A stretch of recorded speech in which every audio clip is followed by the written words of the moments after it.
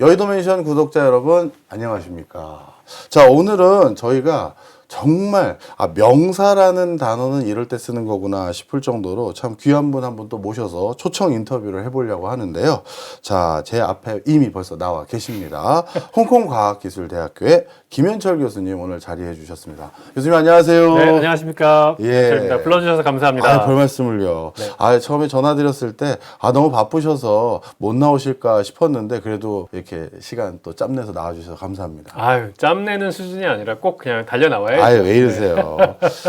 자, 그럼 본격적으로 오늘 토크를 네네. 좀 해보려고 하는데요. 네네. 자연스럽게 화두를 뭘로 던질까 하다가 네. 제가 정말 요즘 재밌게 읽었거든요. 네. 경제학이 필요한 순간. 네. 네. 책도 너무 재밌었는데 책 얘기하기 전에 네. 먼저 짚어야 될 게 있어요. 제가 누군가의 프로필에 압도당하기에는 진짜 간만에 처음입니다. 그건 또 무슨 말씀이신가요? 아니, 사실 저희 공부하는 게 직업인 분들은 다 공부하는 사람들 주변에 많잖아요. 네네. 열심히 하시는 분들. 무슨 박사. 네, 그리고 네네. 공부 잘하는 사람도 많고요. 네네. 근데 죄송합니다. 네. 아니, 이 양반은 의사셨는데 네. 이걸 또 접고 다시 또 경제학으로 그것도 아이비리그에서 학위를 하셔서 네네. 또 코넬 대학교에 교수를 하시다가 아이고, 네. 그럼 거기 그냥 계셔야 정상인 건데 원래 더 정확히 말하면 그냥 의사를 하셨어도 아무 문제가 없는데 네네. 이건 해명을 하셔야 돼요. 네. 도대체 왜 이러시는 거예요? 왜 다른 사람들에게 이렇게 힘겨운 삶을 강요하는 겁니까?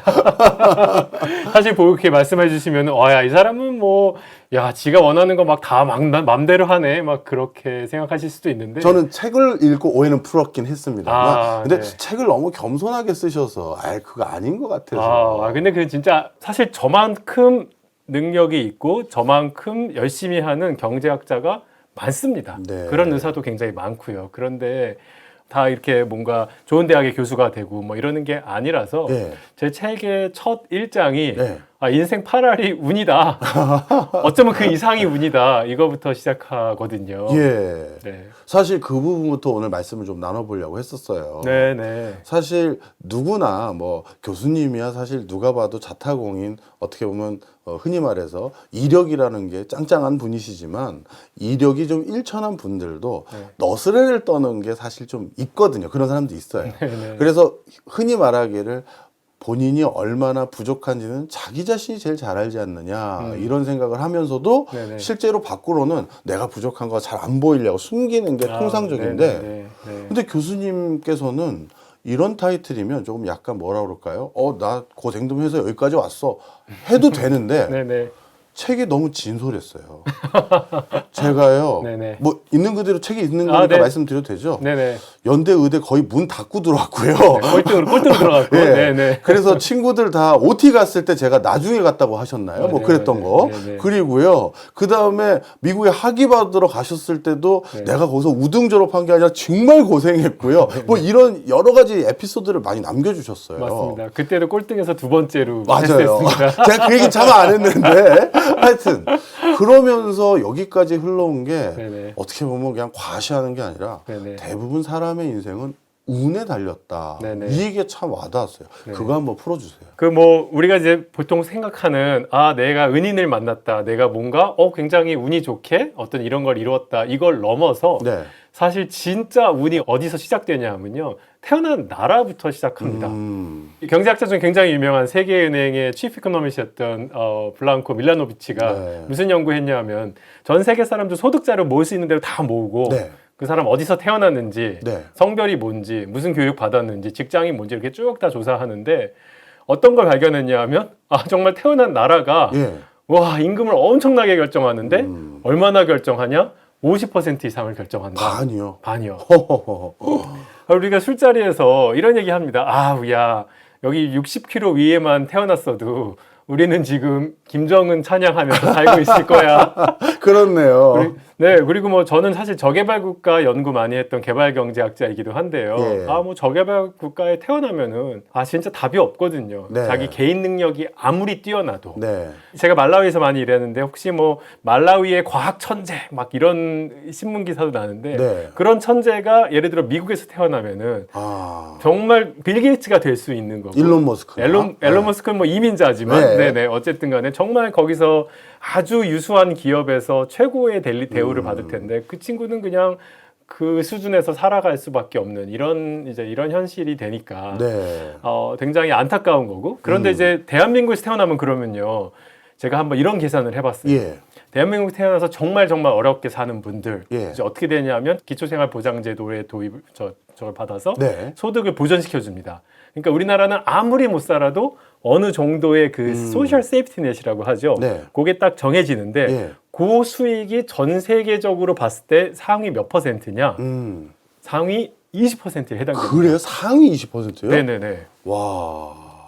그러니까 뭐 인도, 뭐 중국, 아프리카 이런 나라들 다 이렇게 해보면요, 예. 이게 진짜 숫자가 쫙 차오르거든요. 그러니까 우리나라에서는 사실 폭망해도 예. 일단 상위 20%고요. 인류의 상위 20%의 소득. 야. 그렇게 됩니다. 대단하네. 우리나라에서 중간 가면은 그러면 이제 상위 10%가 되는 거죠. 그래서 아까 나라로 돌아가서 나라가 50% 차지하는데 네. 그럼 나머지는 뭐냐? 나머지는 뭐로 추적하십니까? 저는 사실 제가 나라까지는 솔직히 생각 못했고요. 네네. 제 인생의 8알은 사실 부모님 덕이거든요. 그렇죠. 네. 네, 그래서 뭐 흑수저, 네, 그런 금수저 거죠. 이런 네. 거 이제 이런 예. 얘기가 있잖아요. 부모님이 그래도 저 포기 안 하고 공부시켜 주시고 어릴 때 좀 반항하셨나요? 아유, 오락에 제가 인생을 망쳤습니다. 연대 나오셨잖아요. 근데 어떻게? 아, 제가 더 잘 갈 수 있다는 생각을 안 해보셨어요? 그렇군요. 그렇군요. 뭐 그럼 나라가 50%인 걸 치고 나머지 50%를 뭐가 결정하냐 봤더니 정말로 부모가 결정을 하는데 부모가 우리한테 주는 게 두 가지 종류가 있잖아요. 네. 첫 번째는 유전, 네. 두 번째는 그 어릴 때의 환경, 양육 네. 환경 이거 두 개를 주는데 이거를 구분하는 게 굉장히 어렵습니다. 왜냐하면 항상 부모님은 둘 다 주시니까. 그렇죠, 그렇죠. 네, 그래서 이제 경제학자들이 무슨 연구를 했냐 하면 예. 우리나라의 홀트 아동복지회가 네. 미국의 아이들을 고아를 이제 많이 보냈잖아요. 예. 그런데 거기서는 그 고아들이 그 무작위로 이렇게 무작위로 배정이 됩니다. 예. 그러니까 입양 자녀도 마치 이제 받은 것처럼 낳은 예. 것처럼 이렇게 배정이 되고 네. 친자녀와 입양 자녀를 비교해 볼 수가 있습니다. 그렇네요. 친자녀는 유전과 환경을 둘 다 받았고, 그렇죠. 네, 입양 자녀는 환경만 받은 거잖아요. 그렇죠. 네. 그래서 이제 경제학적 뭐 이제 계량 경제학 방법으로 요거 이렇게 싹 캔슬 아웃 한다 그러는데 예. 이제 환경을 싹 캔슬 아웃 하게 나면은 그러면 유전만 남게끔. 그렇네. 그래서 이제 유전이 도대체 교육 연한과 소득에 어떤 영향을 미치는가 봤더니 소득의 33.4%를 설명하더라. 와, 3분의 1 정도가요. 네네, 3분의 1이 와. 유전이다. 갑자기 그 부모님한테 원망하시는 분들도 계실 것 같고 네. 오히려 고마워하는 분도 계실 것 같은데. 뭐 그렇죠, 네. 뭐 내가 그러니까 머리가 좋게 태어나면은 고맙다고 해야 되는 거고요. 머리가 좀 나빴다. 그래도 대한민국에 태어난 것에 감사해야 예, 되는 거고요. 예. 근데 이제 그렇게 해서 그럼 벌써 이제 80% 왔잖아요. 네. 그런데 부모님이 어릴 때 주는 환경은요. 조금 어려운 게 요거의 효과를 측정해내기가 좀 어려운 게 예. 나라가 주는 환경이랑 섞이는구나. 섞여요. 구분이 안 됩니다. 그렇네요. 내가 좋은 학교를 다녔던 것이 우리나라가 좋은 학교를 만들어줘서입니까? 우리 부모님이 그 학교에 잘 보내주셔요. 둘 다잖아요. 그렇네요. 그래서 이거는 이 연구는 아직은 없습니다. 네. 그래서 일단은 8할을 먹고 들어갔고 예. 부모님이 어릴 때 주는 환경이 뭐 아무리 좀 못 잡아도 그래도 뭐 한 10%는 되지 않겠습니까? 예. 그렇죠? 예. 여기까지 오면은요. 아까 5할이 그 나라고. 그다음에 3할이 그 DNA였고 네. 뭐 10% 안쪽으로 잡아도 네. 이제 90이네. 90이잖아요. 그리고 나서 여기서 넘어서 네. 그럼 우리 인생에서 만나는 약간 은인들도 있고 있죠, 많죠. 네, 저처럼 이제 대학을 약간 꼴등으로라도 어떻게 딱 잘 붙었고 네. 이런 일들이 벌어지는데 또 인더스트리의 운도 있습니다. 그러니까 예를 들어 공무원 월급이 이렇게 상대적으로 안 오르고 민간 섹터가 많이 올랐는데 그거를 미리 예상해서 이렇게 되는 분들은 잘 없거든요. 그렇죠, 맞아요. 어쩌다 보니 공무원이 됐는데 이게 월급을 안 올려주네. 민간만 많이 올랐네. 이렇게 되는 이런 운들까지 다 포함하면요. 네. 진짜 인생의 많은 부분이 운에 의해서 결정되는데 네, 여기까지 제가 홍콩 과학이나 코넬 대학에서 많이 강의를 했었어요. 네, 그럼 이제 이 20대의 젊은 청년들이 손을 번쩍 듭니다. 그렇죠. 뭐라고 하는 거예요? 아니 무슨 소리야? 저 예를 들어서 중국의 그렇죠. 특정 성에서 수석한 애들이 이제 콩콩 과기대 장학금 받고 온 애들이 있어요. 그리고 코넬대도 아마 전 지역에서 우수한 애들 다 갔을 뭐 텐데. 굉장히 우수한 애들 오죠. 네. 그럼 걔네들은 화가 나요. 이 얘기 당연하죠. 아, 교수님, 내가 여기를 어떻게 해서 이 자리에 왔는데 그걸 운으로 그 치부하십니까? 그 소리 나올 것 같은데. 딱 그 소리 나오죠. 그러면 내 노력은 어디 갔냐? 예. 이렇게 묻습니다. 그 친구들이. 예. 그럼 제가 한번 이렇게 물어봐요. 야, 근데 맞아. 너 야 하루에 14시간도 공부했지. 잠자는 시간 빼고 다 공부했잖아. 네. 근데 그 힘은 어디서 왔을까? 그 힘은 네가 만든 거냐? 그 힘은 부모가 DNA가 준 게 없을까? 있죠. 그 힘은 부모의 양육이 아무런 환경이, 환경이 아무런 영향을 주지 않았을까? 당연히 있고. 당연히 있고요. 또 국가에서 기본적인 또 그럴 수 있는 환경을 제공해 뭐 주고. 도서관도 국가가 만들어준 거, 그렇죠. 학교가 만들어준 거잖아요. 그래서 사실 어쩌면은 정말 너의 순수한 노력, 네. 그게 얼마나 될 것 같니? 라고 물어보면은 친구들이 사실 이제 거기서는 좀 약간 수긍이 되죠. 수긍이 어느 정도는 됩니다. 그럼요. 그래도 안 한 데는 있어요? 좀 있지만 근데 되게 재밌는 게 제가 이 얘기를요. 예. 50대, 60대, 70대 분들한테 하면요. 네. 거의 대부분 수긍을 하세요. 이해하죠. 내 인생을 돌아보니 진짜 많은 것이 내 컨트롤 밖의 일이었다. 네. 근데 젊은 친구들은 아직 그런 경험이 좀 적어서 그런지 좀 이거에 어려워하는 경향을 발견했습니다. 네. 사실 그 말씀을 쭉 듣고 나서 저는요, 네네. 오히려 사실 그 첫 대목부터 이분 꼭 모셔야겠다라고 생각했던 게 네네. 우리나라에서는요, 외국도 그러는지 모르겠습니다만 대형 출판사 가보면 네. 굉장히 큰 부스를 차지하고 있는 게 서적 종류가 자기 개발서예요. 그렇죠. 다시 뛰어라, 잠을 줄여라, 뭘 하면 인생이 달라진다. 이게 네네. 주류를 이뤘거든요. 맞아요.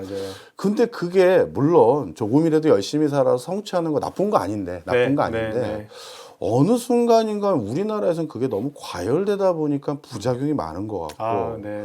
그 과정에서 조금 앞서가는 사람들이 너무 좀 표현이 그렇습니다만 오만한 사람도 있는 것 같고 네. 그래서 이걸 좀 관점을 프레임을 좀 바꿔줄 수 있는 누군가가 울림을 주면 좋겠다 생각이 들었는데 네. 딱 이게 있더라고요. 아이고, 네네.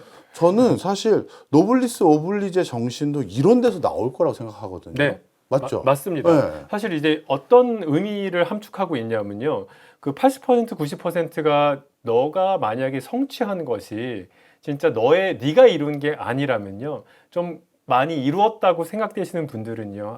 좀 내 것을 나누는데 네. 그렇게까지 인색하지 않을 수가 그렇죠. 있는 거죠. 예. 네, 정말 그런 거고요. 네. 이 얘기를 하면서 이것이 사실은 우리가 약자들과 함께 동행하는 사회를 만드는 것, 예. 약자를 돕는 것에 대한 경제학적, 약간은 철학적 근거가 될 수도 있겠다. 뭐 그렇네요. 이런 생각을 좀 했고요. 예. 또 한편 무슨 얘기를 또 드리고 싶으냐면요. 어려운 분들, 인생의 성취가 낮은 분들이 네. 노력을 안 한 것, 인생을 막 산 게 아니라는 아니라는 사실을 거. 좀 꼭 말씀드리고 싶어요. 예. 사실 우리 폐지 줍는 노인들이 우리나라에 여전히 많잖아요. 예. 그분들이 노력을 안 하시나요? 아니죠. 전혀 아니죠. 예. 그리고 이런 분들이 있어요. 저기 옛날 술만 먹고 막 인생 막 사는 분들 이렇게 막 좀 비하하시는 분들도 네. 있는데요. 사실 그 알코올 중독 유전자가 있습니다. 그것도요. 네, 그것도 굉장히 유전적인 요소들이 많이 있고요. 그런 분들은 이제 훨씬 쉽지 않은 삶을 사시는 거거든요. 그러니까 노력을 하기 싫은 게 아니라 노력을 할 수도 없는 그런 어려움을 이제 타고나신 분들도 있기 때문에 그렇겠네요. 다른 사람보다 그분은 절제하기가 더 힘든 거잖아요. 그런 거죠. 예. 그런 거죠. 네. 그래서 그런 분들한테 뭔가 도움의 손길을 주는 거에 대해서 조금은 우리가 좀 관대해질 필요가 있다. 사실 이런 얘기를 드리고 싶은 겁니다. 네, 저도 그거에 공감이 많이 됐어요. 네네. 그런데 그럼에도 불구하고 나름대로 어떤 제로섬이든 뭐 약간의 앞서서 뛰는 사람이든 뒤서서 뛰는 사람이든 간에 네. 경쟁을 해서 더 노력한 사람이 더 많이 가져가는 그 룰, 네네. 그것 때문에 또 우리나라가 여기까지 온 건 또 사실이거든요. 네네. 그래서 또 여쭤보고 싶은 게 있었어요. 네네. 교수님은 진짜 뭐 그 전 세계 최고 대학 중에 한 곳에서 공부도 하시고 교수님으로 계셨는데 네네. 또 지구의 정반대는 아니네요. 프랑스니까 멀지 않은 곳인데 네네. 유럽의 많은 국가들은 네. 그렇게 대학을 속칭 레벨로 안 나누잖아요. 아, 네. 그냥 뭐 파리 1대학, 2대학, 3대학 어느 교수님께 내가 사사받았다. 그건 되게 중요하지만 네. 그 대학이 뭐 특별하게 뭐 위상 차이가 있는 대학이 있긴 있지만 대부분 네, 네. 평준화된 게 일반적인데 네. 그러면 지금의 한국 사회의 여러 가지 문제들을 봤었을 때 네네. 우리는 뭐 정말 교수님의 첫 직장이 될 뻔했던 이 의대 가려고 난리가 나는 이 독특한 세상, 네네. 그리고 애가 스카이를 들어가느냐 못 들어가느냐 이걸로 막 부모님들이 막 혈안이 돼 있는 이 상황, 네. 이걸로 5만 가지 사회 부작용이 많은데 네네. 그럼 우리도 유럽처럼 그렇게 가는 게 나을지 아니면 아니다 미국을 봐라, 네. 이 불경기도 잘 나가는 나라는 저걸 인정했기 때문이다. 네. 어느 게 맞는 것 같아 보이세요? 이 학벌 사회. 우리 근본적으로 우리가 왜 이렇게 학벌에 사회가 미쳐 돌아가나? 네. 저는 사실 그것부터 좀 말씀드리고 예, 싶습니다. 세 가지 사회를 한번 상정해 보려고 해요. 예. 첫 번째는 우리나라식의 지금 현재 임금 구조가 어떻게 됐냐면요. 네. 의사와 음. 의사 아닌 그 다음 그 직종의 네. 임금 격차가 굉장합니다. 얼마나 돼요? 그러니까 우리나라에서 종합병원에서 의사를 하면요. 그러니까 이제 그 고용된 의사, 네. 종합병원이 페이닥터. 페이닥터 이제 평균적으로 한 2억 정도 받습니다. 예. 네, 개원을 하면은 이제 평균적으로는 네. 한 4억쯤 됩니다. 네. 그러니까 더 많이 버시는 분들도 있고 더 적게 버시는 분. 소아과 의사들은 1억이에요. 그런데 이제 뭐 피부 미용 하시는 분들은 굉장히 많이 벌기도 네. 하시죠. 의사 내부에서도 이제 소득 격차가 굉장히 커서 필수 의료의 문제가 나오는 건데 네. 어쨌든 간에 의사와 의사 다음 종목, 그러니까 뭐 변호사니 뭐 IT 해도 네. 의사의 소득을 사실 굉장히 따라가기 어렵습니다. 그렇네요. 압도적인 차이가 예, 있습니다. 그렇죠. 그게 우리나라의 의대 광풍의 원인이죠. 그렇죠. 그러니까 의대 다 가고 나서 그 다음 나머지 서울대 공대를 가는 예, 거잖아요. 예. 근데 첫 번째 그 격차가 이제 우리나라 굉장히 크게 하나 네. 있고요. 우리나라는 또 대기업과 중소기업의 격차가 예. 다른 나라에 비해서 유달리 큽니다. 그렇죠. 네, 그러니까 우리나라의 5 내지 9인 이제 아주 작은 규모의 영세 기업과 500인 이상의 대기업의 임금 격차가 평균적으로 한 2배입니다. 네. 이제 그런데 이제 일본이나 뭐 예를 들어 미국이나 프랑스는 한 1.3에서 1.6입니다. 네.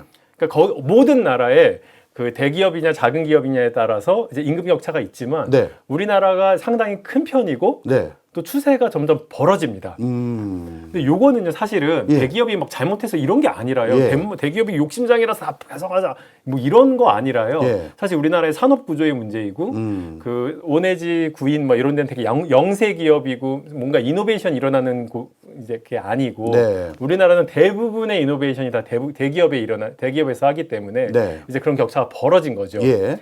자, 이제 이런 상황이 되면요 임금이 중소기업 해서 대기업, 네. 대기업 전문직, 네. 그 다음에 의사. 아. 이제 이렇게 됩니다. 네. 이런 사회가 이제 우리나라 사회인데 예. 그럼 내가 부모의 입장에서 예. 수능을 잘 봐서 네.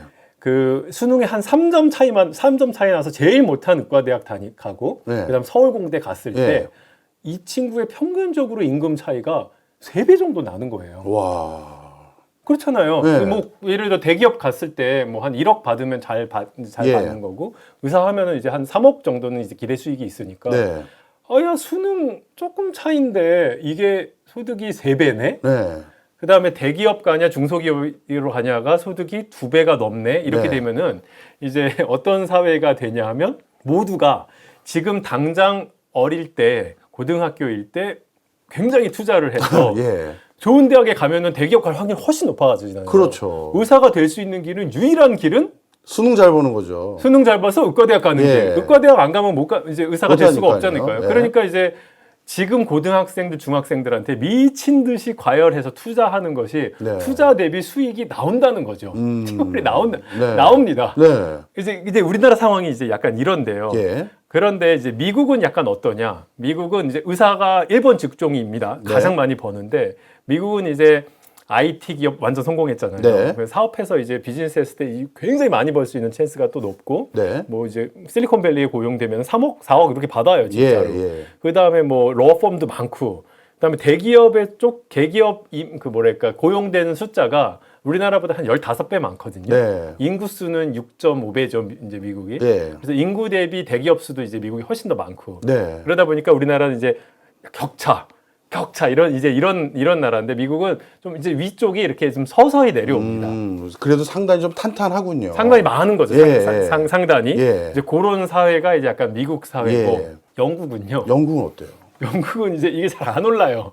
물론 이제 파이낸셜 섹터가 좀 있긴 예. 하지만 영국 이제 잘 안 올라서 예전에 막 이런 얘기 혹시 들어보셨을 것 같은데 케임브리지 대학, 옥스퍼드 대학 교수들이 저임금에 황당히 억울해서 네. 알죠.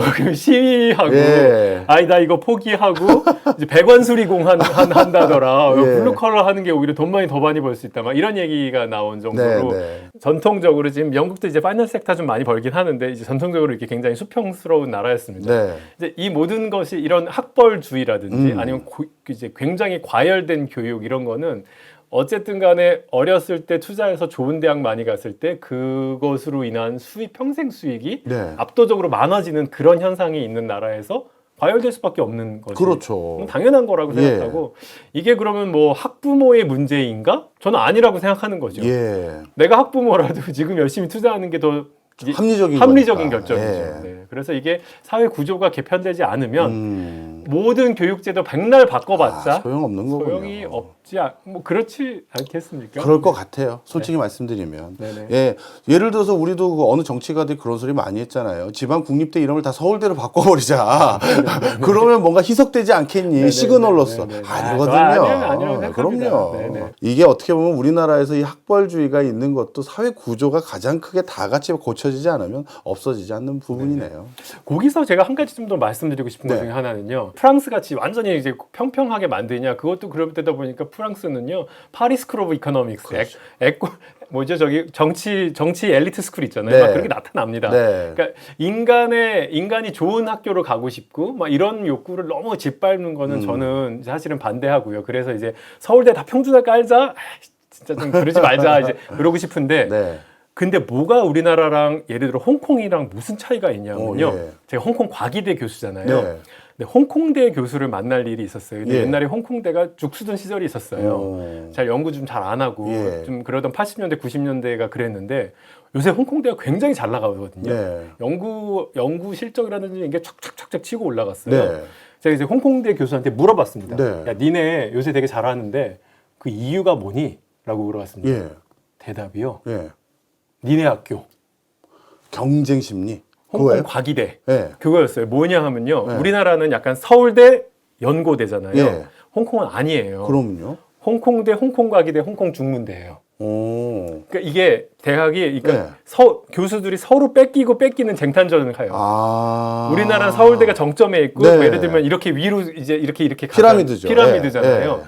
그러니까 여기도 어느 정도 피라미드가 있죠. 있는데. 하지만 이 최상단이 한 대학이 아니고요. 아. 여러 대학인 거예요. 걔네들이 네. 이제 건전한 경쟁을 할 수 있는 상태를 만들어놨거든요. 그래서 저는 그걸 보면서 아 그래 피라미드를 완전 진 누르자 이것도 네. 아니지만 네. 이런 피라미드는 좀 아니다. 네. 그러니까 여기 상단도 좀 몇 개 대학이 있고 이런 식으로 이런 식의 이제 홍콩 모델이었는데 저는 상당히 괜찮다고 생각이 들었습니다. 네.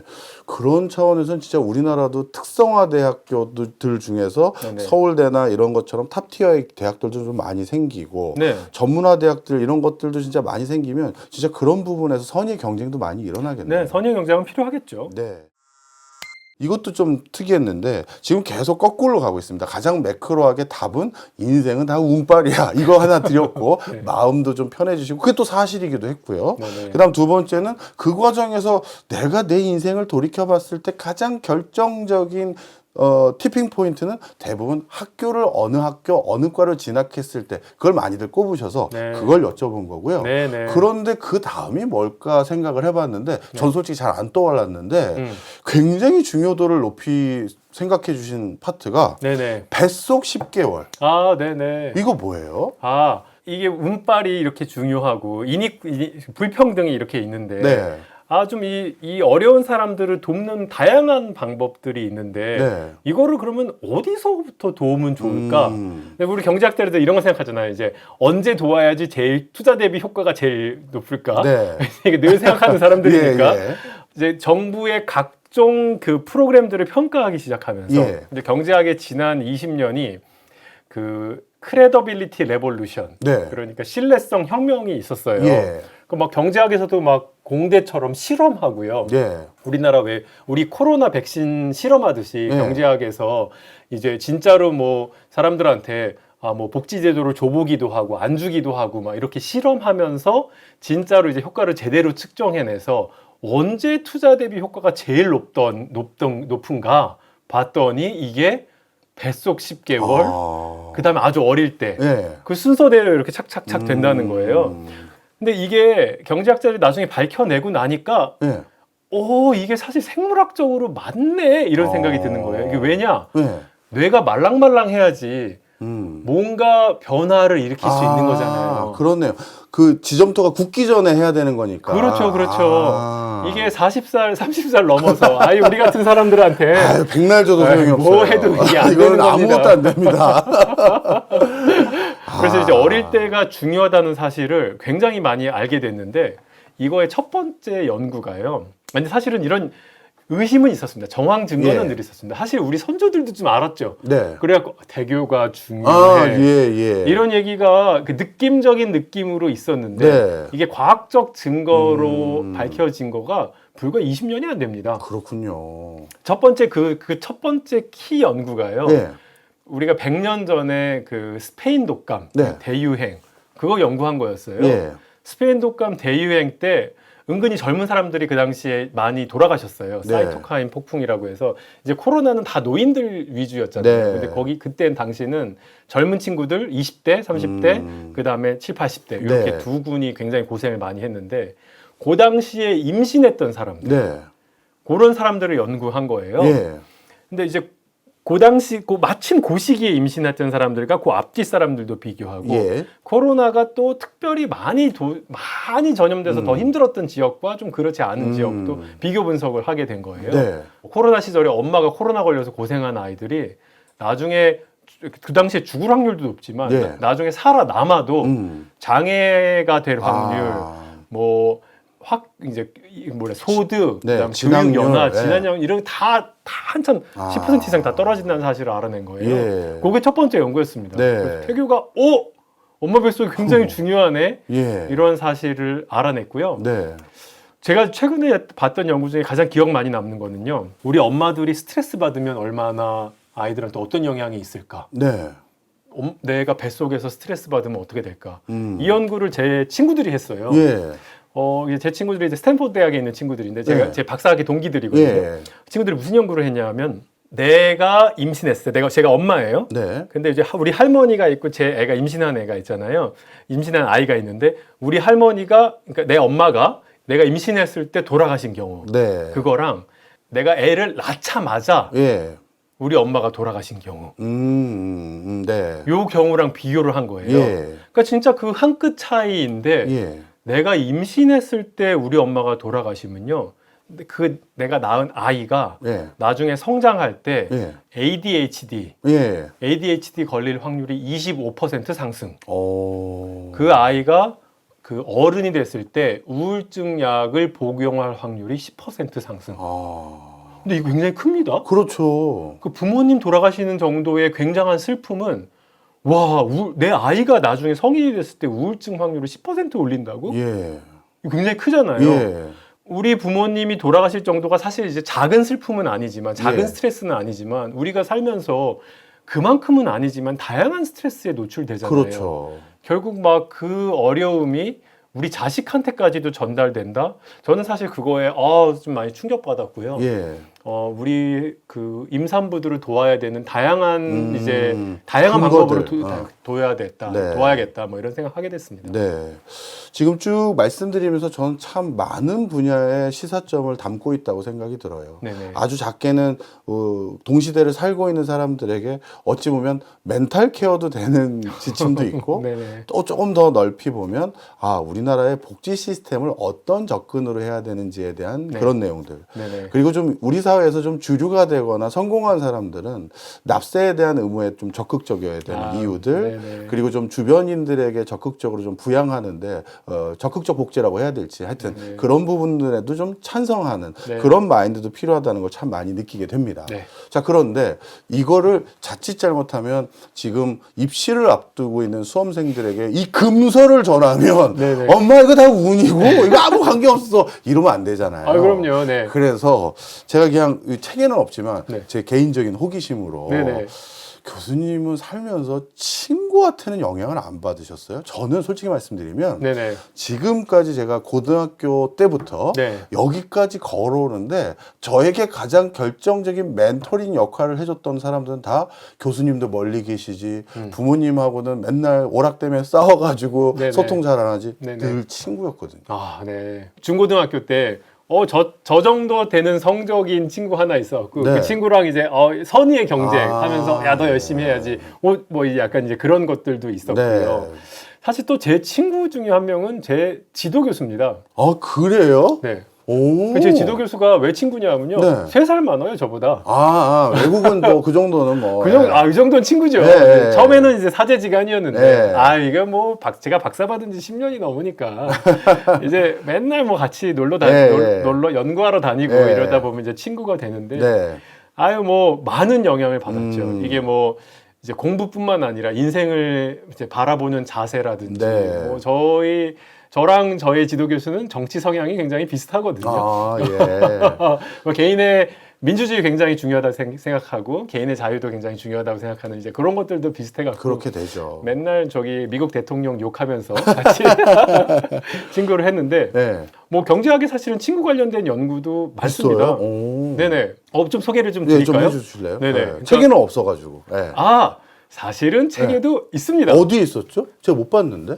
책에 5장인가 6장인 친구입니다. 뭐였죠? 그거 저 기억이 안 나네. 친구의 효과인데요. 그 룸메이트. 룸메이트. 네네. 룸메이트 연구. 성적 비슷해지고 달라진 그거 네네네, 말씀하시는 그거, 거죠? 네네네. 전 룸메이트는 찐친이라고 생각 안 했고 그냥 어쩌다 같이 거주하는 사람을 생각했던 거거든요. 그렇군요. 저희는 왜냐하면 룸메이트 개념이 저희 한국에서 공부한 사람은 없으니까. 그렇죠, 예, 그렇죠. 예, 네, 예. 네. 근데 뭐 룸메이트라고 다 친구는 아니지만 네. 어쨌든 간에 우리가 가까운 지근거리에 있어야지 친구가 되잖아요. 네, 네. 근데 룸메이트 친구가 은근히 미국엔 굉장히 많습니다. 그러니까 뭐 예를 들어서요. 빌 게이츠의 동업자들 다 빌 게이츠의 그렇네요. 하버드 대학교 그 룸메이트들이었잖아요. 그렇죠.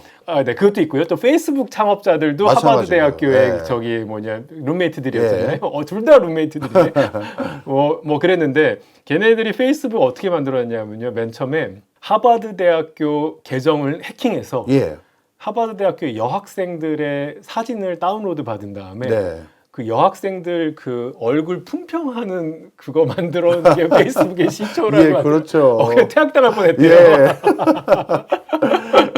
어쨌거나 근데 룸메이트가 되면은 이제 친구가 될 확률이 되게 많이 올라가는데 네. 뭐 이제 경제학의 연구에서 보면은요 어쨌든 간에 그런 걸 이용해서 친구 될 확률을 먼저 이제 측정하고 그랬을 때 성적이 어떻게 바뀌냐 봤더니요 성적 연구도 있지만요 이게 되게 놀라운 게 성적 그 다음에 마약할 확률 술 담배할 네. 확률 심지어요 섹스 횟수까지. 이거 얘기도 되나요? 네. 그럼요. 네네. 뭐 섹스 횟수까지 굉장한 영향을 받는다는 야. 사실을 알아냈어요. 근데 되게 재밌는 게 성적에 대해서는요. 최상위권 학생들은 누구를 만나는 게 좋을 것 같으세요? 그러니까 상위권, 중위권, 하위권 어디를 만나는 게 저는 같은 상위권 아닐까요? 맞습니다. 네. 상위권 만나는 게 네. 상위권들한테 굉장히 도움됩니다. 예. 그러면 이 최하위권은 누가 제일 도움이 됐을까요? 상위권, 중위권, 하위권. 저는 사실 그 다음 질문이 그거 관련된 거였거든요. 네. 하위권은 윗사람을 만나면 일견 네. 나도 저렇게 돼야지 하면서 자꾸 인커리지 할 것 같은데 네. 낙담을 한다면서요. 맞아요. 그래갖고 하위권은 하위권 만나면 별론데 예. 하위권은 중위권 만나면 오히려 괜찮아지고 상위권 네. 만나면 안 되고. 오히려 안 네. 되고. 네. 그래서 친구라는 것도 어떻게 보면 무조건 정답이 있는 친구가 아니라 자기의 상황에 맞는 친구가 또 있는 것이고, 그렇죠. 그리고 친구라는 것도 인생을 결정하는데 굉장히 중요한 변수다. 네. 참 책에서 많은 것들을 그런 걸 또 알게 됩니다. 네네. 자, 자연스럽게 화두를 던져주셨으니까 네네. 방금 말씀 주셨던 하위권 학생은 상위권 친구를 사귀면 안 된다. 그걸 화두로 자연스럽게 우리나라 양극화 얘기를 좀 해보려고 해요. 아, 네. 아까 우리는 성적 가지고 친구하고 성적 그 관계 가지고 얘기를 나눴지만 네네. 저는 이게 우리나라 양극화 그리고 앞으로 우리나라의 지속 가능 성장에 굉장히 중요한 화두가 된다고 저는 생각해서 네네. 오늘 여쭤보려고 했는데요. 네네. 제 소견은요. 양극화 격차가 너무 벌어지면 네. 제 예전에 제가 저를 많이 가르쳐 주셨던 그 예전 직장 선배님이시죠. 선배님이자 어떻게 보면 윗분이죠. 네네. KDA 원장 하셨던 분 한 분이 네네. 경제하려는 의지 이 단어를 많이 저에게 주입시켜 주셨어요. 경제하려는 의지. 네. 뭔가요? 뭐냐면 네. 자꾸 뭔가 적극적으로 뭔가 본인이 투자 활동도 하고 자기 자신에 대한 투자도 하면서 네. 이런 뭐 창의력도 발휘하고 기업가 정신도 발휘하는 거 이런 걸 경제하는 의지라고 통칭하셨었어요. 네. 네. 그런데 이 경제하려는 의지가 네. 양극화가 너무 심화되면 꺾여 그러시더라고요. 왜요? 그 이유가 네. 내가 예를 들어서 조금만 노력하면 나도 쟤처럼 잘 살 수 있을 것 같은데 나도 쟤처럼 집장만 하고 우리 집에서 가족들하고 알콩달콩 살 수 있을 것 같은데 하면 일찍 일어나고 늦게 가게 문 닫고 주말에도 출근하고 할 텐데 야, 내 당대에 쟤는 못 따라잡는다. 그러면 그냥 내려놓는다고 하셨었어요. 근데 그 분께서는 네네. 분야가 이런 쪽 분야가 아니라서 그런지 네네. 금융하고 통계하셨거든요. 네네. 그래서 근거는 안 보여주셨고요. 저에게 그렇다니까 하셨어요. 네네. 그래서 오늘 그걸 좀 여쭤보려고요. 네네. 네. 좋습니다. 네. 우리나라 양극화 심한 거부터 얘기 좀 해주세요. 네네. 그러니까 사실은 우리나라가요, IMF 전에는요, 그 양극화라는 단어도 없었죠. 그렇죠. 그리고 우리나라 경제 성장을 굉장히 많이 잘하면서 네. 그러면서 비교적 그 평등하게 성장한 완전 모범 국가였습니다. 네. 여기 그래프 하나 좀 보여드리려고 하는데요. 우리나라 대한민국 상위 10%와 네. 하위 50%의 소득 점유율입니다. 네. 그럼 예를 들어 공산주의 국가라서 모든 사람이 똑같은 월급 받으면 네. 상위 10%가 10% 그렇죠. 가져가고 하위 50%가 50% 50% 가져가는 가져가겠죠. 거죠. 그런데 이제 90년대 정도 보면요, 여기 X축에 연도가 있고요, 네. Y축이 퍼센트 가져가는 건데 네. 상위 10%가 90년대 98년 이전에는요 한 30% 초반, 네. 32%, 33% 이렇게 가져갔고요. 예. 하위 50%도 한 20 몇 퍼센트 가져갔습니다. 네. 그런데 하위권은 계속 추락하면서 지금은 이제 15% 정도 가져가고요. 네. 상위 10%가 지금은 이제 48% 정도 40% 가져갑니다. 근데 이게 확연한 수치가 뭐 원래 조금씩 좀 나빠지긴 했지만 특별히 많이 나빠진 게 이제 2000년대 초반, 90년대 네. 후반부터 2000년대 초반, 2000년대 초반까지잖아요. 네. 그 이때 무슨 일이 있었냐면 뻔하죠, 뭐. IMF 외환. IMF 외환위기죠. 네. 그러면서 이제 이때 정규직, 비정규직이 딱 갈리기 시작하고 상위 10%는 뭐 100% 정규직이겠죠. 네. 그러면서 이제 이런 분들 이제 이렇게 우리나라가 양극화되기 시작했는데 저는 요건데 상위 10%보다 더 큰 거는요. 네. 상위 1%입니다. 오. 다음 그림 한번 제가 좀 보여드리면요. 예. 상위 1%와 상위 10%의 소득 점유율의 변화입니다. 예. 그러니까 작년 대비 상위 1%나 상위 10%가 더 많이 버냐, 더 적게 버냐, 이제 네. 요걸 보여주는 건데 우리나라는 요 아까 오렌지색이 상위 10% 점유율의 변화고, 예. 요 초록색이 이제 상위 1%의 점유율의 변화인데 항상 양수잖아요. 그렇죠. 그러니까 상위 10%와 1%가 점점 더 많이 번다. 예. 이제 이런 건데 특별히 상위 1%가 장난 아니에요. 압도적으로 증가하네요. 그렇죠. 와. 근데 이게 우리나라인데 그럼 이게 전 세계적인 추세냐? 예. 그렇지도 않아요. 예. 미국은 나빴다 좋았다 나빴다 좋았다. 그게 큰 변화 없는 왔다 갔다 거리는. 예, 오히려 마이너스였던 적도 있네요. 그렇죠. 예. 일본이랑 프랑스는요 거의 늘 마이너스예요. 그렇네요. 그러니까 약간 평등한 사회로 좀 가는 분위기인데 우리나라는 이게 점점 더 승자 독식 사회화 되는 거죠. 예. 더 많이 벌던 사람이 이제 더 많이 버는 약간 예. 이제 이런 형태로 가서 이렇게 이제 불평등한 소득 구조 예. 이게 더 강화되는데 예. 저는 이렇게 강화되는 게 이제 2000년대 초반부터 시작되었고 예. 이게 우리나라 결국은 의대 광풍의 원인 음.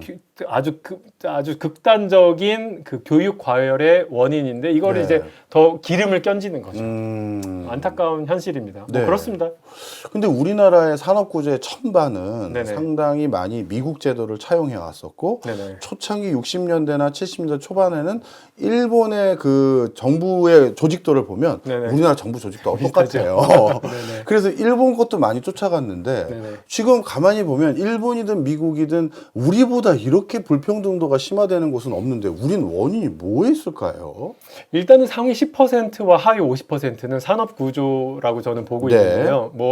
어떤 분들은 뭐 이제 대기업이랑 중소기업 상생하자 그러면서 야, 너 열심히 나눠. 근데 물론 뭐 그게 아예 없다라고 볼 수는 없지만요. 이노베이션이 어디서 다 일어나고 있냐면 대기업에서 일어나고 이제 작은 기업들은 사양 산업인 경우가 굉장히 네. 많기 때문에 이제 우리나라는 결국은요. 이게 이쪽의 격차가 줄어들려면은 이제 소부장 아주 작지만 굉장히 이제 탄탄한 기업들, 이노베이션이 일어나는 기업들이 돼야 되는 거고 네. 돼야 되는데 이제 그게 좀 잘 안 되는 게 저는 이제 상위 10% 점유율의 가장 큰 문제점이라고 생각하고요. 네. 상위 1%는요 주로 누가 많냐 하면요 네. 의사 많아요. 그렇겠죠. 그 다음에 이제 금융권 굉장히 많고 그 다음에 이제 대기업 임원들, 임원. 대기업 임원들. 네. 그 다음에 이제 물려받은 사람들, 상속자들. 상속자들, 네. 뭐 이런 부분들인데 이런 부분들은 사실은 저는 그래서 뭐 의사들이 돈 많이 버는 거를 막 억지로 깎아라 이거는 약간 하수의 전략이긴 하지만 네. 그럼에도 불구하고 의사 중에서도요. 지나치게 말도 안 되게 많이 버는 의사들 중에서요. 네. 막 실손보험 이런 거 빼먹는 분들도 있거든요. 근데 그런 거는 사실은 이제 좀 부적절한 방법으로 하는 거니까 확실하게 좀 이제 그거는 국가가 좀 나서줘야 된다고 저는 생각하고요. 네. 미용 성형의 시장을 너무 열어놔서 음. 이런 격차가 이루어지는 것도 사실 바람직한 일은 아니라서 그런 부분들에 대해서 필수 의료는 올려주고 예. 그런 부분들을 어느 정도 좀 이렇게 좀 뭐랄까 제재도 좀 하고 이런 네. 필요가 좀 있고요. 결국은 이제 기업이 살아야죠. 네. 좋은 일자리 많이 만들어내야 된다고 생각합니다. 네. 자, 이 지금 우리나라의 여러 가지 상황들 네. 마지막으로는 좀 한국 전반적인 상황을 지표로 한번 살펴봐 주셨고 네네. 앞부분에는 이제 좀 마이크로하게 개인의 인생에 대해서 경제적인 그동안 여러 가지 연구들을 가지고 고찰을 해주셨는데요. 뭐 두 가지 관점에 대해서 다 여쭤볼게요. 뭐 마지막 질문인데요. 네네. 지금 한국 상황들이 뭐 획일적인 가치관 이러니까 당연히 그것만 쳐다보게 되는 사회 구조가 된 거고 네. 또 학벌주의, 양극화 심화 뭐 그러다 보니까 저출산 뭐 다 맞물려 있잖아요. 네네. 이거를 너무 이 복잡한 실타래는 이제 어떻게 풀어야 될지 감이 없어요. 저도 없습니다. 아니 오늘 이걸 들으려고 모셨는데 이럴 수가. 제가 그리고 네네. 저는 아직도 이제 퍼블릭 섹터에서 발주하는 정부 보고서나 이런 것들에 많이 뭐 작업을 참여합니다. 네네. 그런데 또 저는 이제 그런 생각도 들더라고요.